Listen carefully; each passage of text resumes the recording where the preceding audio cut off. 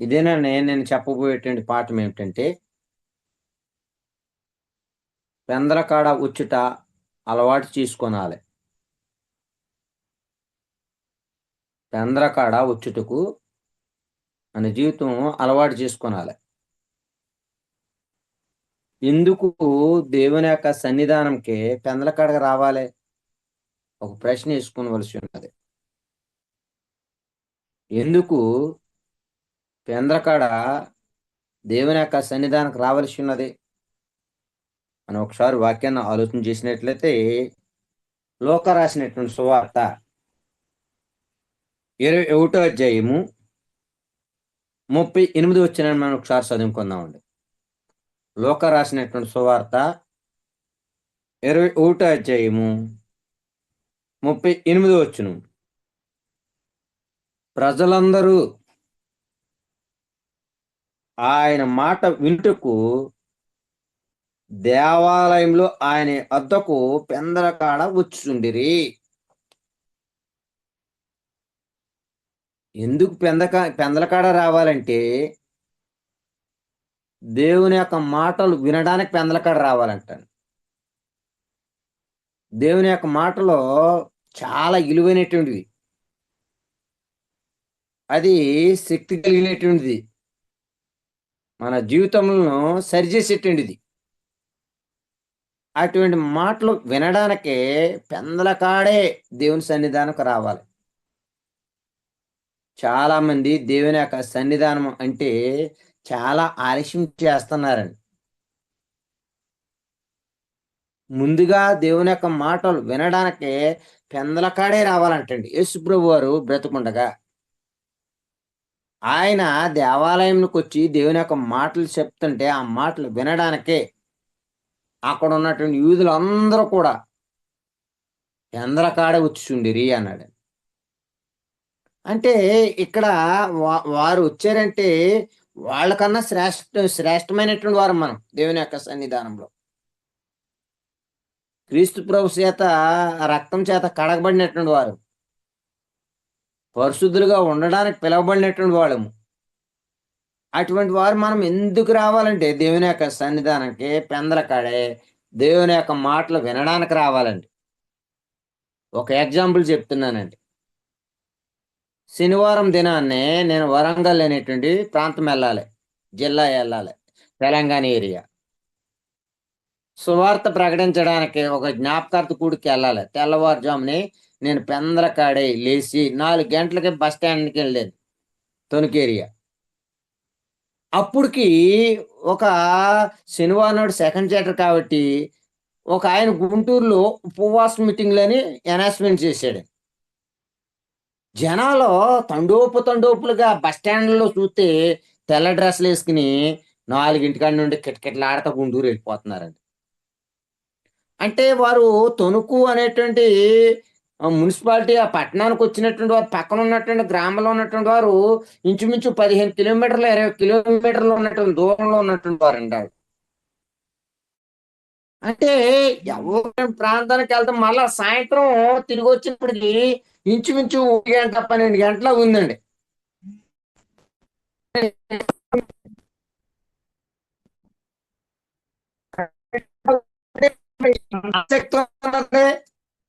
ఎవరు వినాలని? దేవుని యొక్క మాటలు వినాలని వారు పెందలకాడి లేచి వారి కాలకృత్యాలన్నీ తీసుకుని దేవుని యొక్క సన్నిధానం సిద్ధపడి వచ్చారండి. ఇక్కడ యేసుప్రభు వారు బోధించుండగా ఆ మాటలు వినడానికి దేవాలయంలోకి వారు కూడా పెందలకాడే, అంటే వారికి ఉన్నటువంటి పనులన్నీ చక్కబెట్టుకుని దేవుని యొక్క సన్నిధానానికి వచ్చినట్లుగా మనం చూడగలుగుతున్నాం. అంతేకాదు, మనం ఒకసారి ఎందుకు పెందలకాడ రావాలంటే మనం ఒకసారి చూసినట్లయితే యోహాను రాసినటువంటి సువార్త 20 అధ్యాయము 1 వచనం మనం చూసినట్లయితే, యోహాను రాసినటువంటి సువార్త 20 అధ్యాయము 1 వచనం మనం చూసినట్లయితే, ఆదివారమున ఇంకను చీకటిగా ఉన్నప్పుడు మగ్దలేని మరియ పెందల కాడ సమాధి వద్దకు వచ్చి సమాధి మీద ఉండిన రాయిని తీయబడి ఉండట చూచెను. చూసారండి, యేసుప్రభు వారు బ్రతుకుండగా నేను చనిపోతాను, నేను సమాధి చేయబడతాను, మూడో దిన నేను తిరిగి లేపబడతాను అని ఎన్నో చాటు చెప్పాడండి శిష్యులకి. అయినప్పటికీ వారు ఎవరు కూడా యేసుప్రభు యొక్క మాటలో ఆయన లక్ష్యం ఉంచలేదండి. కానీ ఇక్కడ మనం చూసినట్లయితే మగ్దలేని మరియని మనం చూడగలుగుతామండి. ఆదివారమున తెల్లవారుజామున ఇక్కడ చీకటి ఉన్నప్పుడే, అంటే చీకటి అంటే ఇంచుమించు 4 గంటలు 3 గంటల ఉన్న టైంలో 4 గంటలుగా తొలికోడు వస్తుంది అంటారండి. అటువంటి టైంలో లేచి ఏం చేసింది, మరియమ్మ సమాధి యేసుప్రభు యొక్క సమాధి దగ్గరికి వెళ్ళారండి. సమాధి దగ్గరికి వెళ్ళడం అంటే సామాన్యమైనటువంటి విషయం కాదండి. కొన్ని గ్రామాల్లో సమాధులు బర్రెల కాడికి వచ్చినప్పటికీ భయపడిపోతారండి, కానీ రారండి. కానీ ఈ మరియా ఏం చేసింది, యేసుప్రభు చెప్పినటువంటి మాటని జ్ఞాపకం చేసుకుని చీకటి ఉండగానే పెందల కాడ సమాధి వద్దకు వచ్చిందండి. అంటే అంటే ఎవరిని కలుసుకోవడానికండి, యేసుప్రభుని కలుసుకోవడానికి. ఎందుకనండి, యేసుప్రభు గారు తిరిగి లేస్తానని సెలవిచ్చాడండి. ఆయన సమాధిలో తిరిగి లేచి ఉంటాడు ఖచ్చితంగా. ఆయన్ని నేను వెళ్ళి మొట్టమొదటిగా కలుసుకోనాలి అని ఎందుకు వెళ్ళిందంటే పెందల కాడ యేసుప్రభుని కలుసుకోవడానికండి. మనము కూడా దేవుని యొక్క సన్నిధానం యొక్క పెందల కాడ ఎందుకు రావాలంటే దేవుని కలుసుకోవడానికి, యేసుప్రభుని కలుసుకోవడానికి, పరిశుద్ధాత్మను కలుసుకోవడానికి, క్రీస్తు ప్రభు యొక్క రక్తంలో కడగబడినటువంటి వారిని కలుసుకోవడానికండి. అందుకని పెందల కాడ ఏం చేయాలంటే రావాలండి దేవుని యొక్క సన్నిధానంకి. అందుకని మరియమ్మ పెందల కాడే లేచి చీకటి ఉండగానే యేసుప్రభుని కలుసుకోవడానికి వెళ్ళింది. మరి మన పెందల కాడ దేవుని యొక్క సన్నిధానంకి వచ్చి మరి 2-3 కూడుకుంటే ఎవరుంటారండి, దేవుడే మన మధ్యన ఉంటానన్నాడండి. అంటే మనం సంఘంగా కూడుకున్నప్పుడు పెందల కాడ వస్తే ఎవరిని కలుసుకోవచ్చుమండి, దేవుని కలుసుకోవచ్చుమండి. యేసుప్రభు వారి సంఘాన్ని శిరసుకున్నారు, యేసుప్రభుని కలుసుకోవచ్చుమండి. బాప్తిసం పొందినటువంటి క్రైస్తవులో పరిశుద్ధాత్ముడు అన్నాడు, మనతో పాటు పరిశుద్ధాత్మని తీసుకొస్తున్నామండి. పరిశుద్ధాత్మని కలుసుకోవచ్చు, మన సహోదరులందరూ కూడా కలుసుకోవచ్చుమండి. అందుకనే దేవుని యొక్క సన్నిధానంకి పెందల కాడే రావాలండి. పెందల కాడ నేను ఎప్పుడు వెళ్ళేదినా, ఆయన సన్నిధానంలో ఎప్పుడు కూర్చుంటానా, ఎప్పుడు నేను వారితో కలుసుకుని నేను సంతోషంగా ఉంటాను, ఆనందంగా ఉంటానని ఆలోచనతోనే శనివారం నాడే మనం మంచం మీద నిద్ర పట్టకూడదండి. శనివారం నాడే మనకే రావాలంటే ఆలోచన, ఇది రేపొద్దున ప్రభు దినము, నేను పెందల కాడ రావాలి దేవుని యొక్క సన్నిధానంకి.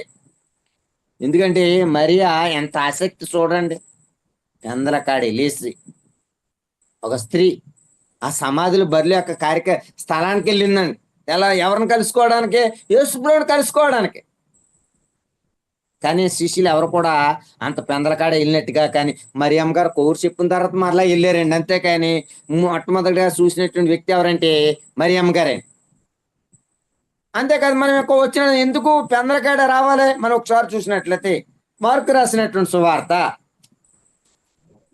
మొదటి అధ్యాయము, మార్కు రాసినటువంటి సువార్త మొదటి అధ్యాయము 35వ వచనం అండి. 35వ వచనం, ఆయన పెందల కాడనే లేచి ఇంకను చాలా చీకటి ఉండగానే బయలుదేరి అరణ్య ప్రదేశంకి వెళ్ళి అక్కడ ప్రార్థన చేయుచుండెను. ఇక్కడ ఎవరంటే యేసుప్రభు వారండి. ఎవరితో మాట్లాడడానికి, ప్రార్థన చేయడానికి, ఎవరి కోసం ప్రార్థన చేయడానికి, దేవునితో మాట్లాడడానికి ఆయన పెందల కాడ లేచి ఇంకను చాలా చీకటి ఉండగానే బయలుదేరి అరణ్య ప్రదేశమునకు వెళ్ళి అక్కడ ప్రార్థన చేయుచుండెను. యేసుప్రభుని మన మాదిరి తీసుకునవలసి ఉన్నది. చాలా కుటుంబాల్లో నేను చూస్తున్నానండి. సేవకుల యొక్క కుటుంబాలు చూస్తున్నాను. విశ్వాసుల యొక్క కుటుంబాలను పరిశీలన చేస్తున్నానండి. 9, 10 అవుతాను కానీ లేత్తలేదండి. ఎక్కువసేపు నిద్రపోయేటువంటి వాడు కుటుంబం దగ్గరికి ఏమొస్తుందంటే దారిద్ర్యం వస్తుంది. సోమరి, ఎంతసేపు నిద్రపోతావు అంటే నేను ఎందుకు ఆలోచన చేస్తున్నానంటే చాలా మంది కుటుంబాల్లో పెందరకాయలు లేగరండి. బ్రదర్, మేము ఈ టైం నువ్వు ఎందుకు ఫోన్ చేసావు, మేము లేగమండి, మేము 10 అవుతేనే కానీ లేగమండి, అప్పటిదాకా నువ్వు ఫోన్ చేయొద్దు దయచేసి అంటారు. కానీ యేసు ప్రభు ఏం చేశాడండి? ఆయన ఆయన ఎక్కువగా జనసమూహములతో ఉంటూ దేవాలయాల్లో బోధిస్తూ అలిసిపోయినప్పుడు కూడా, ఆయన శరీరం అలిసిపోయినప్పుడు కూడా, చాలా రాత్రి సమయం గడిపినప్పుడు కూడా ఆయన పెందరకాడ లేచి చాలా చీకటి ఉండగానంటే 3, 4 ఆ ప్రాంతాల్లో లేచి అరణ్య ప్రదేశం దూరం వెళ్ళిపోయి అక్కడ ప్రార్థన చేసుకునేటువంటి వాడండి. అంటే మనము కూడా పెందలకాడ ఎందుకు రావాలంటే క్రీస్తులాగా ప్రార్థన చేయడానికండి. పెందలకాడ వచ్చి ఆరాధన సమయము ఉదయము 9 గంటలకు అన్నాం అనుకోండి, ముందుగా వచ్చేసి మనము ఎవరైనా తల వంచి ప్రార్థన చేసేటువంటి వాళ్ళు వ్యక్తులు ఎవరైనా కనపడతారండి మన సంఘాల్లోనండి? కనపడరండి. ఒకవేళ ముందుగా వచ్చిన ఆ కోఊర్లు ఈ కోఊర్లు చెప్పుకునేటువంటి వారు, వాళ్ళ గురించి వీళ్ళ గురించి చెప్పుకునేటువంటి వారు మనకు కనపడతారు ఒకవేళ పెందలకాడ వచ్చేసిన. కానీ మన పెందలకాడ వచ్చి ఏం చేయాలంటే యేసుప్రభులా ప్రార్థన చేసుకోవాలి. అలాంటి వ్యక్తులు కావాలండి మన సంఘంలో. మరి క్రీస్తులాగా ప్రార్థన చేసేటువంటి వ్యక్తిలా తయారవ్వాలండి. అందుకే పెందలకాడ దేవుని యొక్క సన్నిధానికి రావాలండి. ప్రార్థన పరులాగా ప్రార్థన చేసేటువంటి వ్యక్తులుగా ఉండాలండి. అంతేకాదు మనం ఎందుకు పెందలకాడ రావాలి ఎక్కువ 4వ పాయింట్ మనం ఆలోచన చేద్దామండి. ఇర్మియా గ్రంథము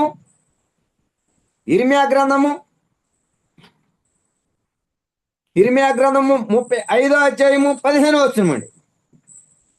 ఇర్మియా గ్రంథము 35వ అధ్యాయము 15వ వచనం మనం ఒకసారి చూసినట్లయితే, మరియు పెందలకాడ లేచి ప్రవక్తలైన నా సేవకులందరినీ మీ వద్దకు పంపుచు, ప్రతి వాడును తన దుర్మార్గతను విడిచి మీ క్రియలను చక్కపరుచుకునే ఎడల ఆయన దేవతలను అనుసరింపకయు వాటిని పూజింపకయు ఉండిన ఎడలను నేను మీకు మీ పితరులకు ఇచ్చిన దేశంలో నివసించరని నేను ప్రకటించితిని గాని మీరు చెవి యొక్క నా మాట వినకపోతిరి.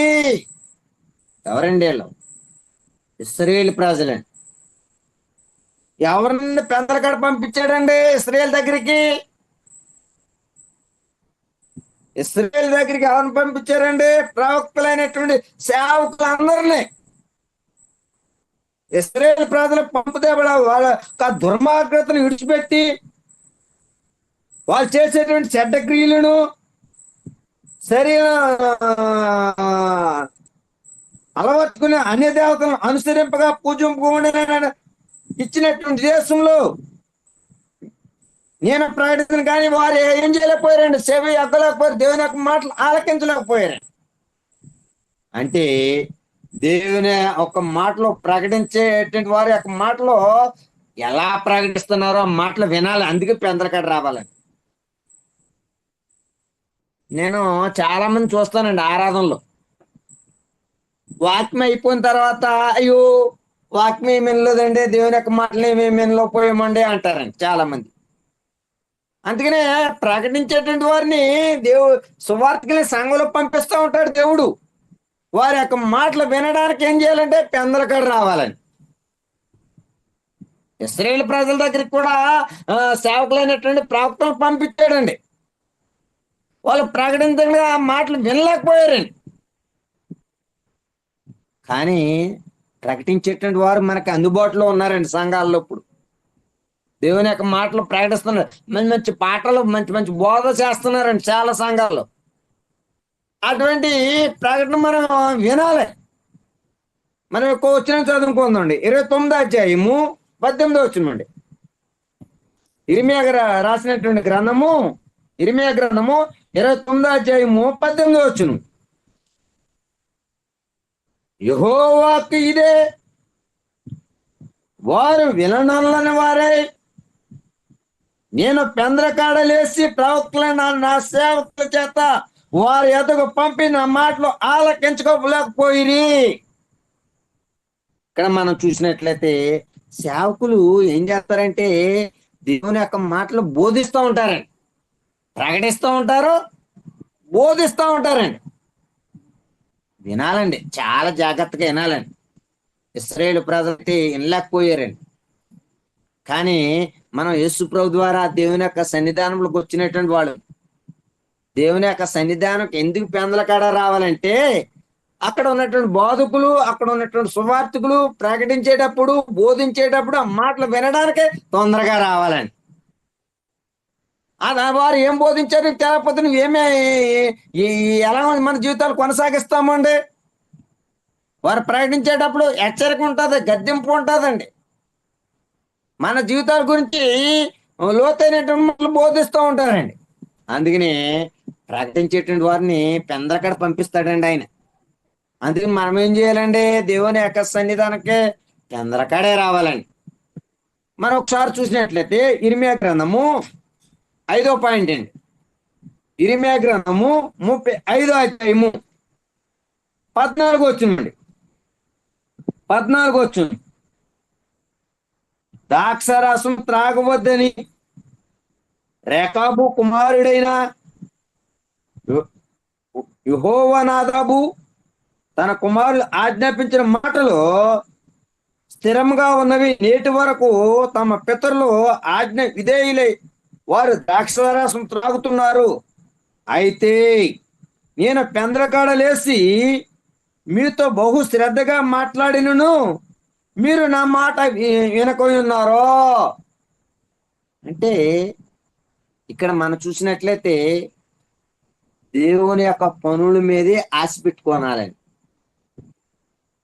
దేవుని యొక్క సన్నిధానంకి ఎందుకు రావాలంటే దేవుని యొక్క పనుల మీద ఆశ పెట్టుకుని రావాలండి. ఎందుకు పెందలకాడ రావాలంటే దేవుని యొక్క పనులు చేయాలండి మనం. అందుకనండి త్రాగడానికో, తినడానికో, లేకపోతే తిరగడానికో కాదండి పెందలకాడ రావడానికండి. కానీ ఎందుకు రావాలంటే దేవుని యొక్క పనుల మీద మనము ఆశ పెట్టుకుని రావాలి. అయ్యో నేను ఏ పని చేయాలి, ఇవాళ ఆరాధన కార్యక్రమం జరుగుతుంది ముందు, అయ్యో అయ్యో కుర్చీలు వేయాలి, మరలా అక్కడ ప్రభరాత్రి బోర్డును ఇవన్నీ కూడా సిద్ధపరచాలి, బోర్డు పనులు ఉంటాయని. ఒకవేళ ప్రార్థన చేసేటువంటి వారికి ఉండాలి, ఒక కీర్తనలు పాడేటువంటి వారికి ఉండాలి, వాక్య పఠనం చదివేటువంటి వారికి ఉండాలి. అన్ని పనులు చేయడానికి ఆశ పెట్టుకుని రావాలి, నేను చేస్తానని. అందుకే తొందరగా పెందలకాడ రావాలండి దేవుని యొక్క సన్నిధానానికి. చాలా మంది మా సంఘంలో అయితే బ్లాక్ బోర్డ్ మీద ముందుగానే రాసేస్తామండి. ఆదివారం అయిపోతుందోనే నడిపింపు ఎవరిదే, కీర్తన ఎవరు పాడాలి, ఎవరు ప్రార్థన చెయ్యాలి, ఎవరో వాక్య పఠనం చదవాలి, ఎవరో వాక్య పరిచర్య చెయ్యాలి, ఎవరో ప్రభరాత్రి భోజన కార్యక్రమం నడిపించాలి, ఎవరో కానుకలు పట్టాలి, ఎవరో ఆఖరి గ్రీటింగ్స్ ఇవ్వాలని బ్లాక్ బోర్డ్ మీద రాసేస్తామండి. రాసేస్తే ఆ వారం వాళ్ళు ఏం చేయాలని సిద్ధపడి రావాలండి పెందలకాడే. చాలా మంది అలా రాసినా కానీ ఏం చేస్తున్నారంటే రావట్లేదండి. అందుకనే ఇక్కడ ఏమంటున్నాడు, దేవుని యొక్క పనుల మీద ఆశ పెట్టుకుని రావాలంటండి పెందలకాడ. అంతేకాదు మనం ఒకసారి చూసినట్లయితే ఆ 2వ దినవృత్తాంతాల గ్రంథము 29వ అధ్యాయము 20వ వచనం అండి. 29వ అధ్యాయము 20వ వచనం మనం ఒకసారి చదువుకున్నట్లయితే, అప్పుడు రాజైన హిజ్కియా పెందలకాడలేసి పట్టణపు అధికారం సమకూర్చుకుని యెహోవా మందిరమునకు పోయెను. అంటే ఇక్కడ మనం చూసినట్లయితే హిజ్కియా పెందలకాడేలేసి ఆ పట్టణంలో ఉన్నటువంటి అధికారులందరూ కూడా సమకూర్చుకుని వాళ్ళ ఇళ్ళకెళ్ళి పోజేసుకుని యెహోవా మందిరంకు పోయారంటండి. మరి దేవుని యొక్క మందిరాన్ని అనుభవించడానికి, మనమే అనుభవించడం కాదండి, పెందలకాడ వెళ్ళి దేవుని యొక్క మందిరానికి మనం వెళ్దాం రాయనండి. మన ఉన్నటువంటి సహోదరులందరూ, మన ఈదులో ఉన్నటువంటి సహోదరుల్ని, మన ఇంటి పక్కన ఉన్నటువంటి సహోదరుల్ని, దూరంగా ఉన్నటువంటి సహోదరులకి ఫోన్ చేసి దేవుని యొక్క మందిరానికి మనం పెందలకాడ వెళ్దాం రండి అని మనం పిలవగలగాలని. ఎందుకంటే దేవుని యొక్క మందిరానికి వెళ్ళడానికి అనుభవించడానికండి. ఎంత అదృష్టం అండి. చాలా మందికి ఉండదండి ఈ దినము విలువ, చాలా మందికి తెలియదండి. చాలా మంది నిద్రిస్తూ ఉన్నారండి ఆ దినాన్ని. ఒకవేళ రాలేనటువంటి పరిస్థితుల్లో ఉంటాయండి. కానీ ఆరోగ్యాన్ని ఇచ్చాడు, బలాన్ని ఇచ్చాడు, ఆయస్కారాన్ని ఇచ్చాడు. మనం ఏం చేయాలంటే తొందరగా పెందలకాడే మనం ఏంటంటే దేవుని యొక్క మందిరాన్ని అనుభవించడానికి మనం అందరం కొంతమంది పోజేసుకుని వెళ్ళాలండి. మనం అలాగే ఎప్పుడైనా చేయగలుగుతున్నామా? దేవుని యొక్క సన్నిధానికి పెందలకాడ రావడానికి రండి రండి రండి అని ఎవరినైనా పిలుస్తున్నామా? మనమే ఆలస్యంగా వస్తున్నాము, ఎవరిని పిలవగలము. కానీ అలా చేయలేదండి. పెందలకాడే లేచి, అంటే వెలుగుండగానే చీకటి ఉండగానే లేచి పట్టణంలో ఉన్నటువంటి అధికారుల దగ్గరికి వెళ్ళడం అంటే సామాన్యమైనటువంటి విషయం కాదండి. కానీ ఈ అధికారులను సమకూర్చుకుని యెహోవా మందిరమును పోయినండి. అంటే ఎంత పెందలకాడ లేచి దేవుని యొక్క మందిరానికి వెళ్ళాలి అనేటువంటి ఆ మందిరంలోకి వెళ్ళి ఆ మందిరంలో దేవునితో కలిసి మేము సంతోషంగా ఉండాలి, ఆనందంగా ఉండాలని తీసుకుని పోయినట్లుగా మనం చూడగలుగుతున్నాం. మనం కూడా పెందలకాడే మనతో పాటు మనతో సహోదరులు ఉంటారు, మన పిల్లలు ఉంటారు, మన భార్య ఉంటారు. ఎవరంటే బలహీనమైనటువంటి గట్టంటే స్త్రీలే అండి. సమయం అంతా ఇల్లు పాడు చేసేదంతా స్త్రీలే అండి. అందుకనే మన భార్యల్ని మనం ఏం చేయాలంటే చంద్రక లేపి ఈ దినము ప్రభు దినము, మనం దేవుని ఆరాధించడాల మందిరానికి వెళ్ళాలి అని మనం వాళ్ళు ఏం చేయాలి, పురుకొల్పాలండి. అవసరమైతే మన పిల్లలకు మనం ఆ టైం పని చేయాలండి. పని చేసి తొందరగా వెళ్దాం రా, తొందరగా వెళ్దాం, అదిగో ప్రార్థన చేసేస్తారు ఆయన, అదిగో కీర్తనలు పాడేస్తున్నారు, అదిగో వాకింగ్ చెప్పేస్తున్నారని అందరికంటే ముందుగా మనం వెళ్దామని దేవుని యొక్క మందిరానికి తీసుకురావడానికి ప్రయత్నం చేయాలి. అంతేకాదు మనం ఒకసారి చూసినట్లయితే 8వ పాయింట్గా సామెతల గ్రంథము 31వ అధ్యాయము, సామెతల గ్రంథము 31వ అధ్యాయము 15వ వచనం ఒకసారి చూసినట్లయితే, సామెతల గ్రంథము 31వ అధ్యాయము 15వ వచనం అండి. 15వ వచనం మనం ఒకసారి చూసినట్లయితే ఇక్కడ ఆమె చీకటితోనే లేచి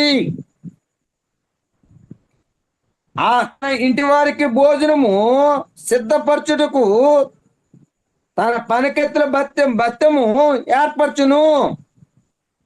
చూడండి, ఒక ఇంట్లో ఉన్నటువంటి భార్య తల్లి ఏం చేస్తారంటే చీకటితో లేచి, నిజంగా నేను ఆశ్చర్యం వేస్తుందండి. ఒక్కో కుటుంబాల్లో స్త్రీలు ఇంచుమించు 12 గంటలు నిద్రపోతారండి పనులన్నీ చేసుకుని. మళ్ళీ తెల్లవారుజామున వాళ్ళు ఏం చేస్తారు, పిల్లలు స్కూల్కి వెళ్ళాలని, మరి తన భర్త జాబ్కి వెళ్ళాలని ఏం చేస్తారు, తెల్లవారిందే లేచి అందరికి తన కుటుంబానికి అందరూ కూడా ఆహారం సిద్ధపడతారండి. మంచి స్త్రీ అండి, గుణవతైనటువంటి స్త్రీ అండి. ఇలా అలాగ ఉండలేదండి. పిల్లలకి మంచి ఆహారం సిద్ధపరచాలనే తల్లిదండ్రులే ఆశ లేదండి. ఏమంటున్నారంటే తన భర్తను ఎలవయ్యా, సెంటర్కి పోయి టిఫిన్ పొట్లాలు తీసుకురావయ్యా అంటున్నారు. అయ్యా మేము భోజనం వండలేం అయ్యా, వెళ్ళి కర్రీ పాయింట్ కాడికి వెళ్ళి పన్నెండు కూరలు తీసుకురా, ఫుడ్ తీసుకురా అంటున్నారండి. అటువంటి భార్యలు, అటువంటి తల్లులు కనపడుతున్నారండి ఇవాళ. అయితే ఇక్కడ మనం చూసినట్లయితే, ఎందుకంటే పెందలకాడే ఆ స్త్రీ లేచి తన కుటుంబంలో ఉంటే తన భర్తను, తన పిల్లలను ప్రేమించి మంచి ఆహారం సిద్ధపరచాలంటే పెందలకాడే లేచి. కుటుంబాన్ని ఆ, ఆహారం సిద్ధపరచుడు స్త్రీలు మంచి గుణవత్తైనటువంటి స్త్రీలాగా ఉండాలి.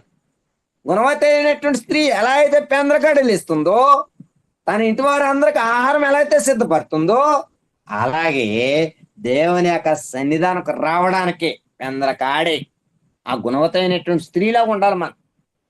ఎవరు భోజనం చేయడానికి?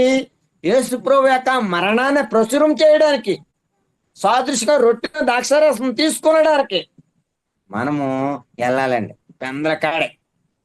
అందుకని ఆహారం సిద్ధపరచడానికి స్త్రీ ఎలా అయితే పెందలకాడలు ఇస్తుందో, అలాగే మనం ఆహారం భుజించడానికి దేవుని యొక్క సన్నిధానికి రావాల్సిన పెందలకాడే. అంతేకాదు 15వ వచనంలోనే ఆ కుటుంబాన్ని చక్కగా చక్కబెడుతుందంటండి. ఆ స్త్రీ చక్కగా ఏం చేస్తుందంటే కుటుంబాన్ని అంతా చక్కబెడతాదంటండి. సంఘంలో పెందలకాడ ఎందుకు వచ్చి అందరిని చక్కబెట్టాలండి. చక్కగా ఎవరికి ఏ అవసరం ఉందో, ఏ అవసరం ఉన్నదో అవసరాన్ని గుర్తెరిగి నువ్వు చక్కగా చిత్తపరచాలండి అది. మరి అలాగే ఎవరైనా ఉండగలుగుతున్నామండి? అక్కడ వాటర్ సప్లై చేయాలండి, చక్కగా అన్ని చూసుకోవాలి, అన్నీనండి. మరి గుణవత్తైనటువంటి భార్య ఏం చేస్తుందంటే తన కుటుంబాన్ని చక్కగా చక్కబెట్టుకుంటుందండి. అంతేకాదు మనం ఒక 10వ పాయింట్గా మనం చూసినట్లయితే కీర్తన గ్రంథము 119వ అధ్యాయము 147 వచ్చిన మనం ఒకసారి చూసినట్లయితే, కీర్తన గ్రంథము 119వ అధ్యాయము 147 వచ్చిన మనం చూసినట్లయితే, తెల్లవారకు మునిపే మొరపెట్టి తిని నీ మాటల మీద నేను ఆశ పెట్టుకుని ఉన్నాను. తెల్లవారకు మునిపే మొరపెట్టి తిని. ఎందుకు పెందలకాడలాగాలి? చూడండి, ఆకాశ పక్షులను చూడండి, 4 గంటలకు లేసేసి కిస్ కిస్ కిస్ కిస్ కిస్ కిస్ అని కరుతాయంటండి. ఓకే, దేవునికి మొరపెట్టుకుంటాయండి. మమ్మల్ని పోషించేటువంటి వాడు, మాకు ఆహారం ఇచ్చేటువంటి వాడు, మనల్ని కాపాడేటువంటి వాడు నువ్వేనయ్యా, మాకు ఈ దినాన్ని ఇచ్చినందుకయ్యా స్తోత్రాలు అయ్యా అని కృతజ్ఞాస్తులు చెల్లిస్తాయండి దేవునికి. మరి మనము తెల్లవారిగా వెళ్ళేసి ఎంతమంది అండి? ఇలా క్రైస్తవులో ఆ విశ్వాసం కనపడతలేదు. ఒకప్పుడు కనపడేదండి. ఇప్పుడు అలా తెల్లవారుజామునే అలా తెల్లవారిందే కాదండి, 7, 8 అవునా కానీ లేస్తలేదండి మంచాల మీద నుండి. కానీ ఈ దేవునికి మొరపెట్టేటువంటి వారుగా ఉండాలండి. తెల్లవారకు మునిపే మనం ఏం చేయాలంటే, తెల్లవారకు మునిపే దేవునికి మొరపెట్టాం, ప్రార్థన చేసుకోనాడు. నేను చిన్నప్పుడండి ధర్మస్వరూప్ గారు ఇంటికి వెళ్ళేటండి. అప్పుడు నేను ఇంటర్మీడియట్ చదివాను. వాళ్ళు పెద్ద అమ్మాయి జోసన, శిరీష, మేము ముగ్గురం కలిసి చక్కగా ఉండండి వాళ్ళు. ఆయన తెల్లవారుజామున 4 గంటలకు 3 గంటలు ఎగ్గొట్టేసిపోరండి ప్రార్థన చేయాలని. అందరినీ ప్రార్థన చేస్తుంటే మేము చిన్నగా ప్రార్థన చేసి, అప్పుడు శిరీష జోసన వెళ్ళామని డాడీ తెల్లవారుదాకా అలాగా ప్రార్థన చేస్తాడు, అనే నిద్రపోతామని మేము ముసుగులుగా కప్పేసి నిద్రపోయి పెట్టండి వాళ్ళు. అంటే ఆయన ఎంత ఆసక్తి అంటే చక్కగా అందరి కొరకు ప్రార్థన చేసేటాడు, అన్ని సంఘాల కొరకు. ఏ ఊర్లో ఏ సహోదరుడు ఉన్నారు ఆ సహోదరుడు, ఆ కుటుంబం కొరకు, ఆ బాగోగుల కొరకు, అందరి కొరకు ప్రార్థన చేసేటువంటి వ్యక్తి అండి. ఇంచుమించు 2 గంటలు 3 గంటలు ప్రార్థన చేసేటువంటి వ్యక్తి అండి ఆయన. అంటే దేవునికి తెల్లవారుజామునే మొర పెట్టేటువంటి వారుగా ఉండాలండి. అప్పుడు నాకు చిన్నతనం అండి, ఆయన దగ్గర నేర్చుకున్నాను చాలా ఇష్టాలండి. అందుకనే తెల్లవారుజామునే దేవునికి మొరపెట్టేటువంటి వారికి ఉండాలి. కీర్తన గ్రంథము 119వ అధ్యాయము 148 వచ్చిన మనం చూసినట్లయితే, కీర్తన గ్రంథము 119వ అధ్యాయము 148 వచ్చినమండి.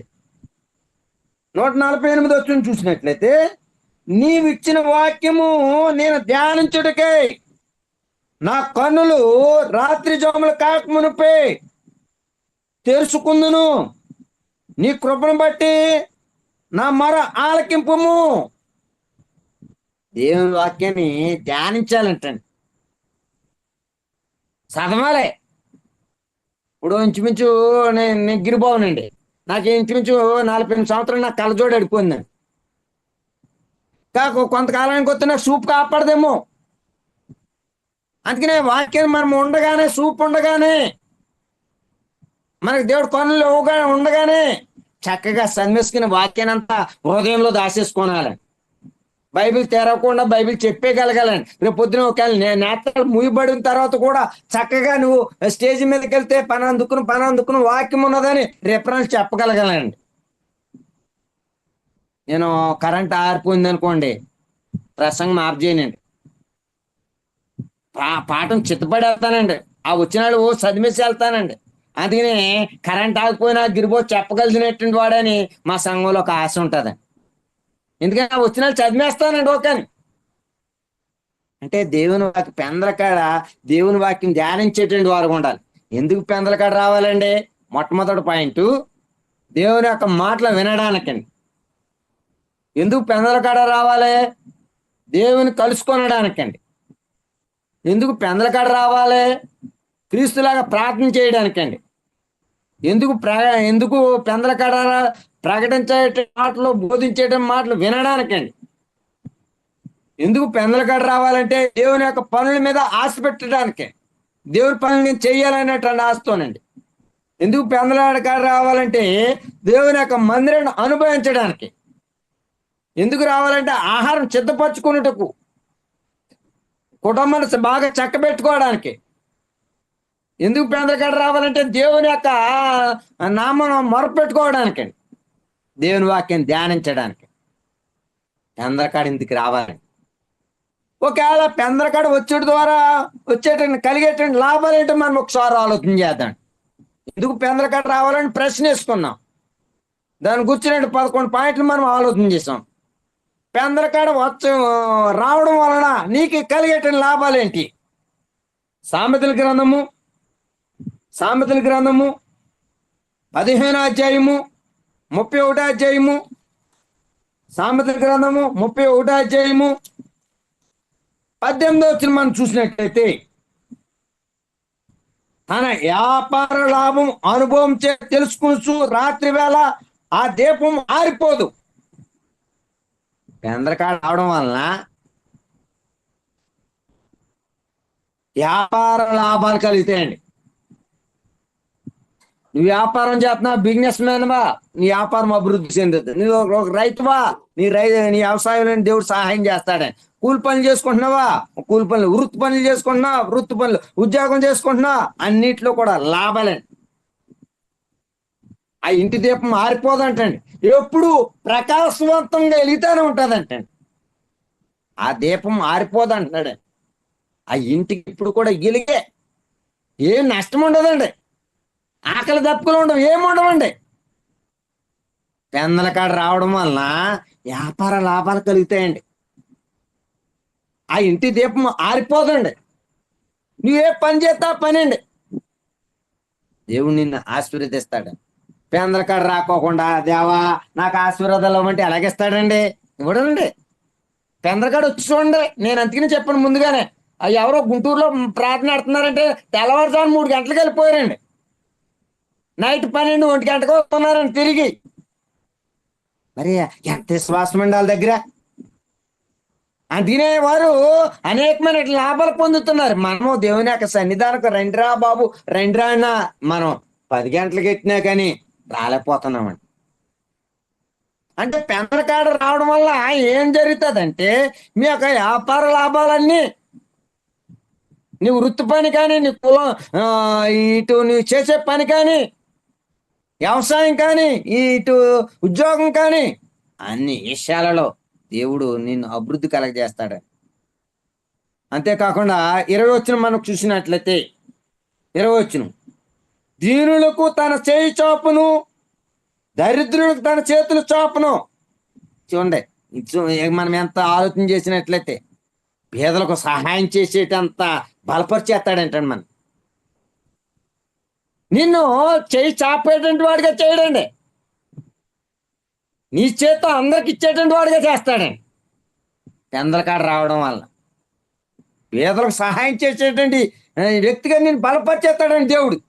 ఎక్కడికి వస్తేని దేవుని యొక్క సన్నిధానానికి పెందలకాడ వస్తే నువ్వు ఒకరికి అప్పు ఇచ్చేటువంటి వారికి చేస్తాడంటండి. అప్పు తీసుకునేటువంటి వారికి చేయడంటండి. అంటే మనం దేవుని యొక్క సన్నిధానం పెందలకాడ రావాలండి.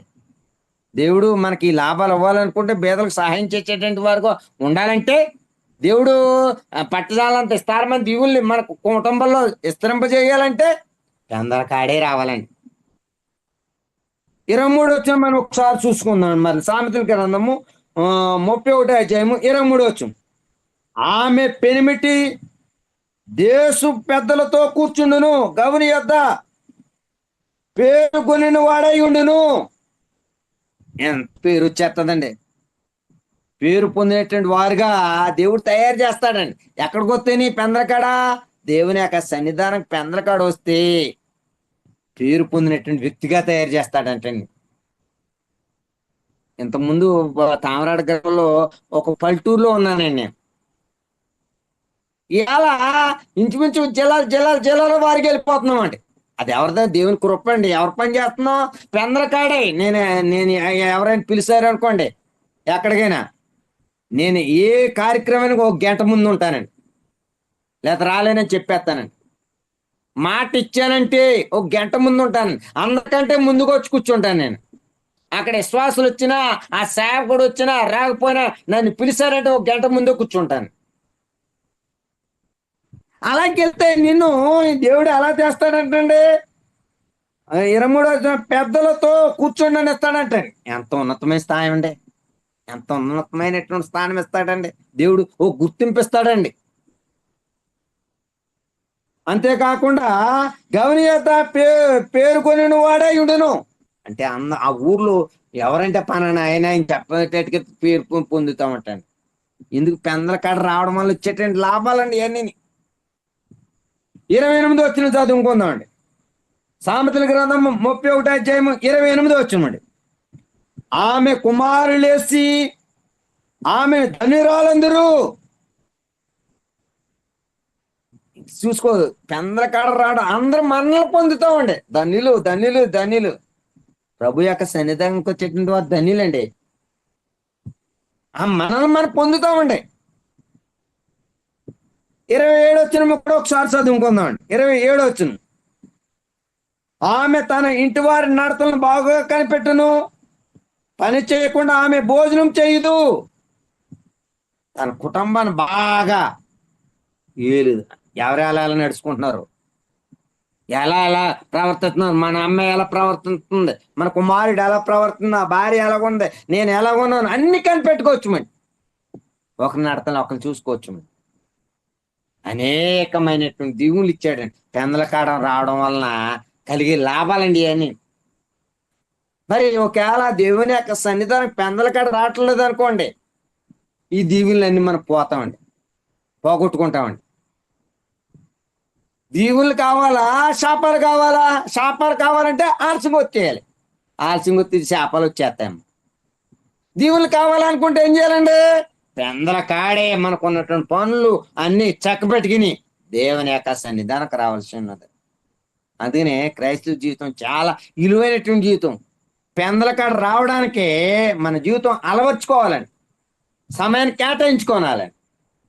మరి అలాగుందామా? పెందలకాడ వచ్చేటువంటి వారికి ఉందామా? ఆలస్యంగా వచ్చేటువంటి వారికి ఉందామా? ఆలస్యంగా రావడం వల్ల ఏమవుతాయంటే శాపాలు వస్తాయి. పెందలకాడ రావడం వల్ల అనేకమైనటువంటి లాభాలు, ఆశీర్వాదాలు వస్తాయండి.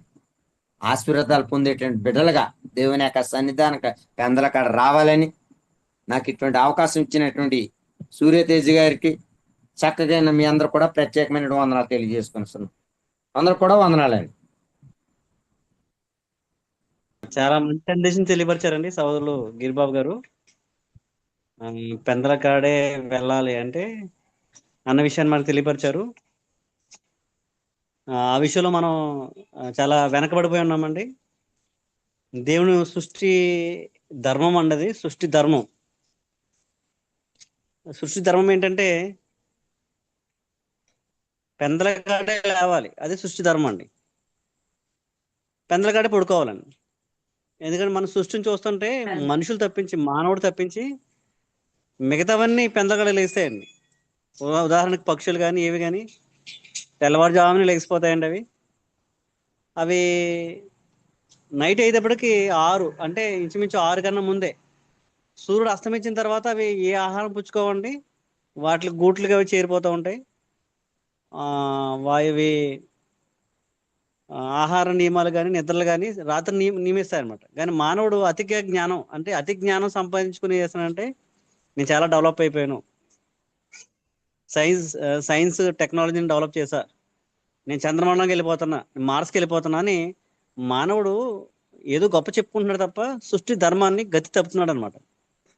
దానివల్ల వచ్చే నష్టాలు ఏంటంటే ఏ పక్షి ఎప్పుడూ హాస్పిటల్కి వెళ్తాండి, ఏ జంతువులు కానీ ఏ పక్షి కానీ ఎప్పుడు హాస్పిటల్కి వెళ్తాం చూడలేదండి. అంటే పెంపుడు కుక్కల్ని, పెంపుడు పిల్లల్ని అయ్యే తీసుకెళ్తారు తప్ప హాస్పిటల్కి. నార్మల్గా పక్షులు కానీ ఏవి ఎందుకు వెళ్ళమంటే ధర్మాన్ని పాటిస్తున్నాయి అనమాట. దేవుడిచ్చిన ధర్మాన్ని పాటిస్తున్నాయి, ఒక్క మానవుడు తప్పించి. అంటే మానవుడు ధర్మాన్ని మీరాడండి. యాక్చువల్గా మా చిన్నతనంలో లైట్లు ఉండేవి కాదండి, అవి చాలా మంచిదండి. ఇప్పుడు నైట్ ఇంత వేడి పెరిగిపోవడం కారణం ఏంటంటే నైట్ లైట్లు వెలిగిపోతున్నాయండి. పగల కంటే నైట్ ఎక్కువ వెలుగుగా ఉంటుంది అనమాట. అంటే వెలుతురు ఎక్కువైపోయి ఈ కాంతి ఎక్కువైపోయి ఏం చేస్తుందంటే కూలింగ్ తగ్గిపోతుంది అనమాట సృష్టిలో. దానివల్ల ప్రమాదం జరుగుతుంది అనమాట, గ్లోబల్ వార్మింగ్ జరుగుతుందండి, వేడి పెరిగిపోతుందండి. దానివల్ల ఏసీలు పెట్టుకోవాల్సి వస్తుంది, దానివల్ల ఇంకా ప్రమాదం జరుగుతుంది. అంటే ఒకదానికొకటి ప్రమాదమే తప్ప మానవుడికి జ్ఞానం ఉపయోగిస్తే ప్రమాదమే తప్ప అది మేలు అవ్వట్లేదు అన్నమాట. దేవుని దైవ సందేశం ఏంటంటే దేవుడి జ్ఞానము, త్వరగా పడుకోండి, త్వరగా లేవండి. అంటే త్వరగా పడుకుంటే త్వరగా లైట్లు ఆపేస్తాం కదా మనం. అది మానవుడు చాలా శ్రేయస్కరం అండి. త్వరగా లేవటం వల్ల దేవుని సందరికి వెళ్తామండి, దేవుని మాటలు వింటాం, దేవుని దగ్గర ప్రార్థన చేయాలి. అలాగా మనకి వచ్చే దీవులు బహుగా ఉంటాయి అన్నమాట. మేము కూడా ముంబైలో ఉంటామండి. అనేక మార్లు ప్రయత్నం చేశాను త్వరగా పడుకోవాలని, త్వరగా లేవాలని. 1 గంట అయినా 2 అయినా పడుకోరండి వాళ్ళు. చుట్టూ గొడవ ఉంటుందండి. తెల్లవారు 10 గంటలకు కూడా లేగరండి వాళ్ళు. అంటే సిటీ లైఫ్ అనమాట అది. పల్లెటూరు వాతావరణం ఇంకా చాలా బాగుంటుందండి. ఇంకా వాళ్ళు త్వరగా పడుకుంటారు, త్వరగా లెగిస్తారు, త్వరగా పనులకు వెళ్తారు. అంటే మనం త్వరగా లేచినంత మాత్రం కాదు, కానీ త్వరగా లేచి దేవుని సన్నిధికి వెళ్ళాలి, ప్రార్థన చేయాలి, దేవుని మాటలు వినాలి, ధ్యానం చేయాలి. అప్పుడే దేవునికరం అనమాట. అలాగే ధర్మస్వరూప్ గారు చేశారంటండి. అనేకమైన సంఘాలని నిర్మించారు, అనేకమైన ఆత్మలు రక్షించారని మనం కూడా సహోదరులు గిరిబాబు గారు చెప్పిన వాక్య సందేశాన్ని మనం రిసీవ్ చేసుకొని మనం చేయవలసింది ఏంటంటే త్వరగా పడుకొని పోదామండి. అది మనకు ఆరోగ్యానికి శ్రేయస్కరం అండి. ఇంచుమించు 8 గంటలు పడుకోవాలండి ప్రతి మనిషి. అంటే పడుకోవడం తగ్గించేశారండి. నిద్రపోవడం తగ్గించారు కాబట్టి అనారోగ్యానికి కారకులు అవుతున్నారు. త్వరగా పడుకొని త్వరగా లేచి త్వరగా దేవుని సముఖానికి వెళ్ళి దేవుని సన్నిధిలో ప్రార్థన చేస్తూ దేవుని మాటలు వింటూ ఉదయాన్నే దేవుని ధ్యానం చేస్తే రోజంతా బాగుంటుంది, ఆరోగ్యంగా ఉంటాం. మన సంవత్సరాలు, మన జీవితం ఆరోగ్యకరంగా ఉంటుందండి. మంచి విషయాలు తెలియపరిచారు. అది కాకుండా ఇంకా లాభాలు ఏంటంటే మనం గొప్ప లాభాలు చెప్పారండి సహోదరులు. మనం అనేక మంది చేత కొనియాడబడతాము, దేవుని చేత మెప్పు పొందుతాము. మనం ఏ పని చేసినా సరే లాభదాయకంగా ఉంటుందండి. ఉద్యోగాల్లో లాభాలు ఉంటాయి, మనం చేసే ప్రతి పనిలో లాభాలు ఉంటాయి. అటు విధంగా మనం లాభాలు పొందాలంటే మనం సహోదరులు చెప్పినట్లు దేవుని గ్రంథం ద్వారా ఆధారికంగా మనం ఉదయాన్నే లేచి దేవుని సముఖంలో వ్యక్తిగతంగా మనం కుటుంబ సమేతంగా మనం లేచి ప్రార్థన చేస్తూ దేవుని సముఖంలో గడిపితే ఇంకా గొప్ప సంగతి అండి. నన్ను అడిగితే ఈ జూమ్ కార్యక్రమం పొద్దున్న పెడితే బాగుంటుంది అనుకుంటున్నాను. సహోదరులు చెప్పినట్లు ఉదయాన్ని పెడితే మీరు ఎంతమంది వస్తారో నాకు తెలియదు, కానీ మీరు అందరూ అంగీకరిస్తే ఉదయాన్నే పెడదామండి. మన గిరిబాబు గారు చెప్పినట్లు రాత్రి కంటే ఉదయం లేయడం మంచిది అంటున్నారు కదా. 8 గంటలకి 9 అవుతుందండి. మనం 8 గంటల నుంచి 9 గంటల వరకు భోజనం చేసి 9 గంటలకు పడుకుని పోయి తెల్లవారుజామున 5 గంటలు లేచి 5 గంటలకి జూమ్ కార్యక్రమం పెడితే ఎంత బాగుంటుందో, ఎంతమంది దానికి ఆమోదిస్తారో చెప్తే మనం అలా ప్రారంభించే ప్రయత్నం చేద్దామండి. అందరికీ వందనాలు. గిరిబాబు గారు మంచి లక్ష్యం చెప్పారు. థ్యాంక్ యూ అండి. గిరిబాబు గారికి వందనాలండి, మంచి మెసేజ్ చెప్పారు, మనకు ప్రజెంట్ చేశారు. గిరిబాబు గారికి మనకి ఇటువంటి అవకాశం ఇచ్చినటువంటి సూర్యతేజ గారు, శిరీష, క్లోయి లిబ్ని, అదే రీతిగా కొలబా క్రీస్ సంఘానికి వందనాలు తెలియజేసుకుంటూ, మరి నిజమే మనం ఉదయకాలంలో లేస్తే మనకు నష్టాలేంటి, లాభాలేంటి, లేకపోతే నష్టాలేంటి అనేటువంటి విషయాలు మనం కూలంకుషంగా మనం తెలుసుకుందామండి. నిజమే, మరి ప్రియులు చెప్పినటువంటి రీతిగా పక్షులు ఉదయాన్నే చక్కగా శబ్దాలు చేస్తూ ఉంటాయి, అవి హాస్పిటల్కి వెళ్ళవు, మరి వాటికి కూడా దేవుడు లాభాలు ఇచ్చాడు. మనం కూడా ఉదయాన్నే లేచేటువంటి వారంగా ఉండాలని ప్రభు పేట మిమ్మల్ని అందరినీ కోరుకుంటూ, మంచి మెసేజ్ చెప్పినటువంటి మరి మనకి చెప్పించినటువంటి దేవునికి కృతజ్ఞతలు తెలియజేసుకుంటూ ప్రార్థన చేసుకుందాం అండి. పరలోకమందున్న మా తండ్రి, మీకు వందనాలు నాయన.